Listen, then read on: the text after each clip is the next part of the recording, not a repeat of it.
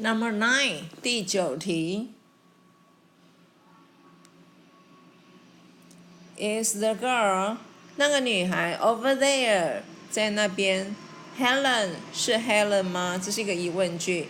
Is the girl over there Helen 在那边女孩是 Helen 吗？是的，她是哦。Let's 让我们 say hi 让我们 say hi 对 to 对，那是 to she 还是 to her？